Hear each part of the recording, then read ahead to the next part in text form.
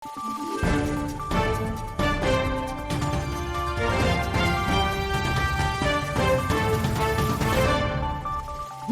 araw, Pilipinas! Ito ang Valiente News hatid sa inyo ng Office of the Vice President.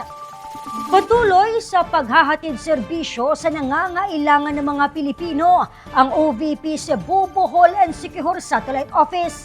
Kamakailan, isang bata mula sa Barangay Ermita sa Cebu City ang pinagkalooban ng bagong wheelchair. Ang detalye alamin natin sa ulat ni Brian Latasa. Pinagkalooban ng bagong wheelchair ng Office of the Vice President sa pamamagitan ng OVP Cebu, Bohol and Siquijor Satellite Office ang taga Cebu City na 9 na taong gulang na si Angelica. Sabi ng ina nito na si Elmal Permaso, personal nilang idinulog ang sitwasyon ng kanyang anak kang Vice President Inday Sara Duterte nang tumungo ito sa kanilang komunidad sa Barangay Ermita kamakailan.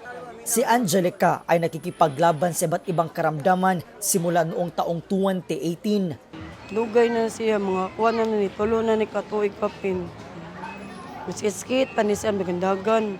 Pagsakit na niya kidney, di nakalakaw, nangupog naman siya ato. Ano na siya, di na siya kalakaw. Dahil sa sitwasyon ng bata, binubuhat ni Elmar ang kanyang anak tuwing binibihisan, pinapaliguan at maging sa pagpunta nito sa paaralan. Kung gusto lang ako, saon ako ato sa eskwelahan.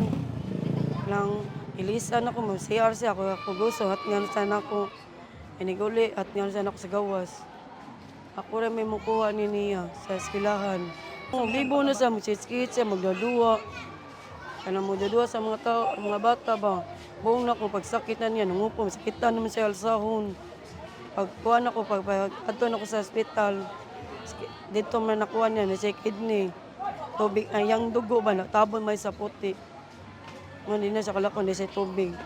Labis ang kasiyahan ni Elmar sa handog ng wheelchair ng tanggapan ng pangalawang Pangulo sa pamumuno ni Vice President Inday Sara Duterte para sa kanyang anak.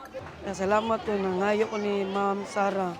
May nalang ba, hindi may kapuyon to niya. Gusto mo siya malakaw sa SM, malakaw.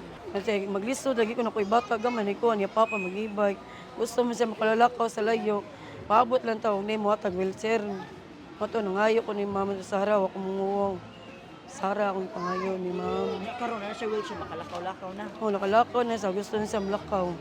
Tutod na lang ko nung Salamat taon Ma'am Sara nang ako nangayo lang ko sa imong kuan sa wheelchair sa kuan na para maka sorry ng taon siya. Mula po dito sa Cebu City, ako po si Brian Latasa, ang lahat para sa Diyos, bayan at pamilyang Pilipino. Valiente News. Kwento ng dalawa pa sa mga naging benepisyaryo ng Wheelchair Assistance Program sa Cebu City. Tunghayan, mga benepisyaryo, may mensahe para kay Vice President Inday Sara Duterte.